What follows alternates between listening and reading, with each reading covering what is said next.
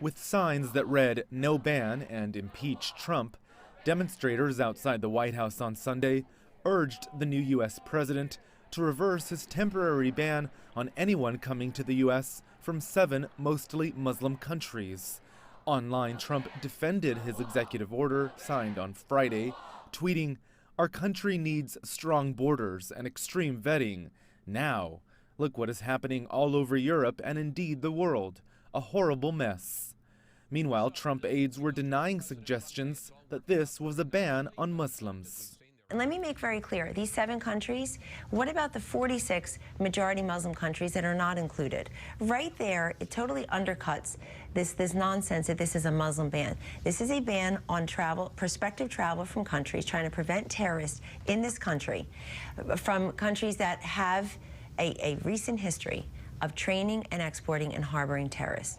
The protesters seemed unconvinced.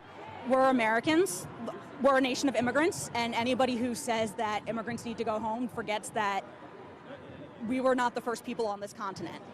On Sunday, Trump's critics were claiming a small but significant victory after a federal judge ordered authorities to immediately release from detention dozens of people being held at U.S. airports, passengers who arrived legally from the 7 countries Trump included in the ban.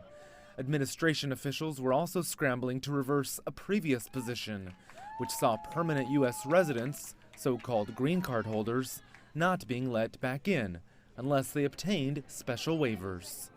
One hand doesn't know what the other is doing. Most of the departments in charge of enforcing it didn't even know about it. They didn't even check with the Justice Department to check on whether these orders are constitutional. I believe they are not. As do many others. Already, groups like the American Civil Liberties Union are threatening more lawsuits in the coming week, not against the airport detentions, but against the ban itself. Trump officials, though, show no sign of backing down. Roee, Ruttenberg, CGTN in Washington. And we continue with the fallout from U.S. President Donald Trump's directive. Sudan's foreign ministry on Sunday summoned a top diplomat from the American embassy over the president's executive order suspending Sudanese citizens from entering the United States. The U.S. Charge d'Affaires, Stephen Kutsis, met Undersecretary Abdel Ghani al-Naim, who expressed his discontent over Trump's decision banning citizens from Sudan and 6 other Muslim-majority countries from entering the United States.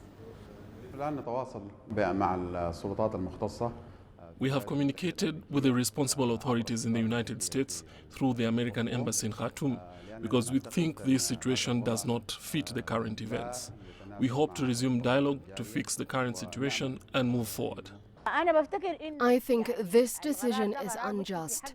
On behalf of Sudanese citizens and Muslims, if America is to protect human rights, it should take our rights into consideration too.